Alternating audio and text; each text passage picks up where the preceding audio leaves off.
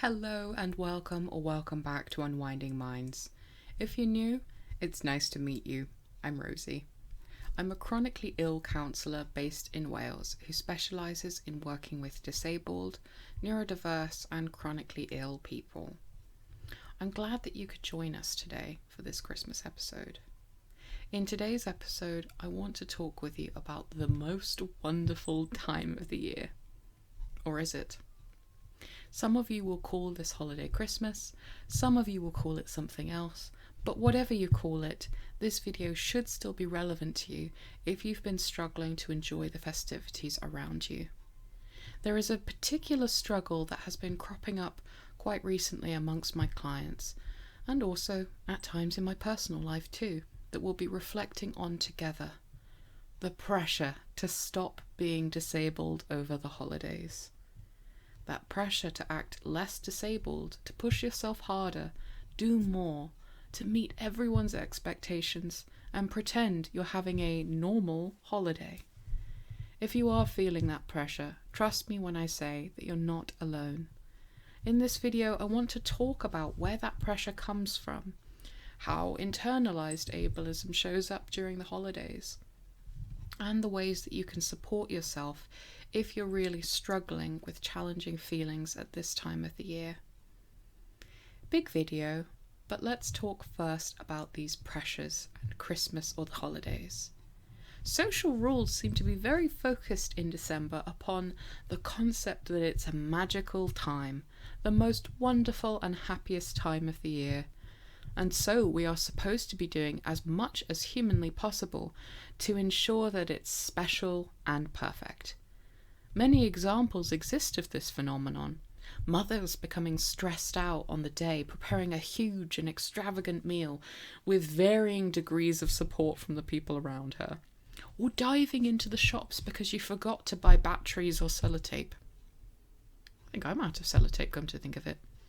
Or trying desperately to force a laugh at a joke your boss told you in attendance of a work Christmas party that frankly has robbed you of a quiet day.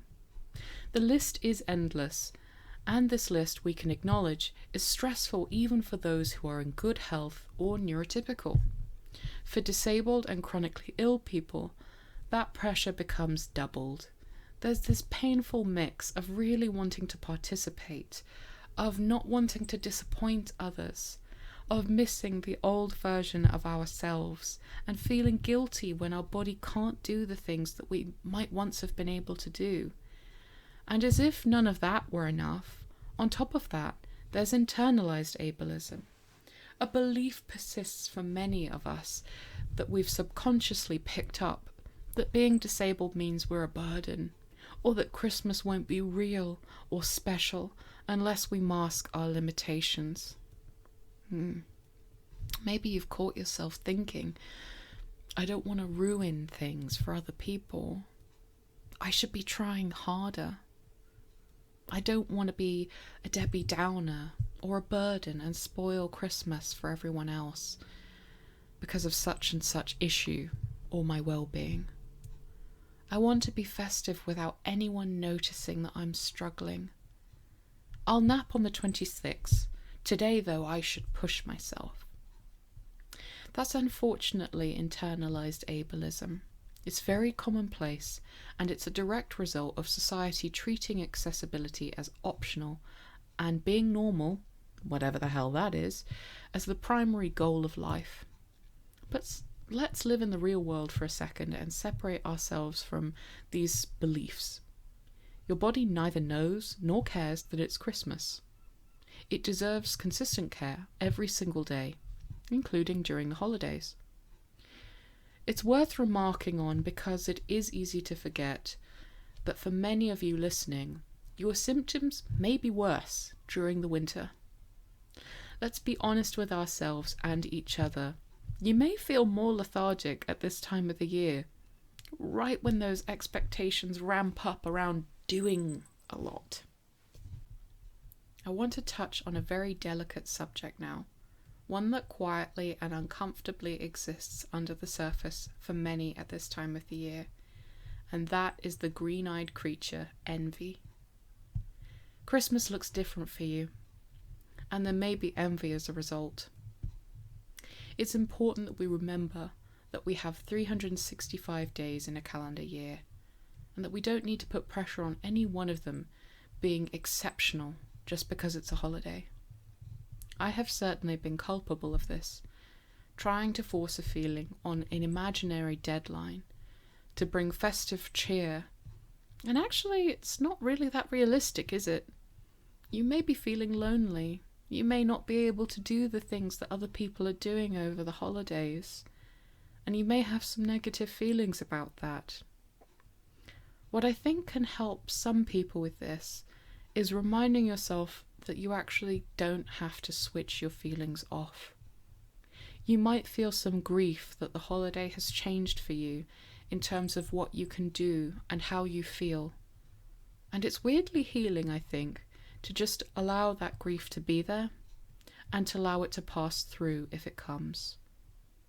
Expecting a degree of negative or challenging feelings to come over the next few weeks, well, it's usually much more comforting than expecting yourself to dive into the most wonderful time of the year with no sadness, only joy, and having a great time, totally symptom-free. Let's keep things real. You might feel joy in moments, you might feel envy, you might feel grief, and all of it is okay. There's a metaphor from Buddhist teaching called the 2 arrows that I think fits the holiday season perfectly, especially when you're disabled or chronically ill or neurodiverse. I really want to introduce this gently because I think sometimes people take the metaphor as kind of saying that you're not allowed to hurt, and that's just not what we do here. Pain makes sense, it's natural. The idea of the 2 arrows is that the first arrow is unavoidable pain. The physical symptoms, the fatigue, the limitations that our bodies or minds experience. But then there's the second arrow, the emotional suffering we add on top. The guilt, the shame, the envy, the I should be able to do more than this, or why can't I live like everyone else? That second arrow hurts just as much and sometimes more because it's driven by self-blame and comparison. Feeling envy when others can do things that you can't is a completely human response to loss. It's not a moral failure, and it makes sense, don't you think? When we notice that second arrow, those painful stories that we tell ourselves, we can gently set it down. We may not be able to avoid the first arrow, but we can stop wounding ourselves with the second. That's the beginning of compassion towards ourselves, especially around Christmas. When we feel deeply that we've lost something, or that our experience has been made lesser by illness, there can be a huge pressure that starts to develop to push even harder and make it as good an experience as possible in your circumstances. It can lead us to overcommit or manage our time differently. Remember, a time commitment is still a commitment, and commitments can breed stress like nothing else, especially when those commitments either take us to the ceiling of our capabilities or, unfortunately, even exceed them. Stress can then make our symptoms even worse. So, if we acknowledge and feel all of the above, how do we give ourselves permission to let go of the image of the perfect Christmas? Before we get into practical ways to enjoy the holiday from bed, which we're going to be covering in another episode soon, we need to talk about the emotional permission. I think it can help to reflect on the idea of intentionality here. Your Christmas may look different, but the internal experience you offer yourself can either be a punishing hand, or it can be a quiet release into the calm and joy of caring for your body and mind. Setting up the intention on a day-to-day of having a meaningful experience where you nourish your needs may in fact lead to a fuller experience than you had before. For some clients, I have noticed that acknowledging some truths out loud can be especially supportive. You can say these to yourself when you notice that maybe you slipped into stressful thoughts about the holidays. You're allowed to have a Christmas that looks different. You're allowed to rest. You're allowed to do less. You are allowed to celebrate gently, quietly, slowly, or not at all. You don't owe anyone a big Christmas. You don't have to match past versions of yourself. You don't have to earn rest by suffering first. And your worth is not measured by your productivity or participation. Basically, you're allowed to be disabled at Christmas. You're allowed to say, this is the Christmas my body can handle, and that's okay. The more we let go of the pressure to perform normalcy, the more space we create for genuine joy. Joy that doesn't rely on pushing ourselves into a flare, a crash, or a week or more of recovery.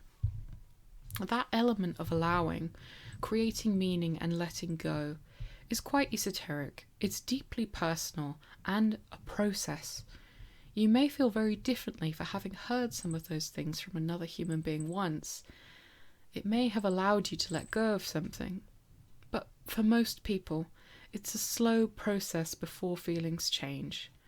It's not one that can or should be forced.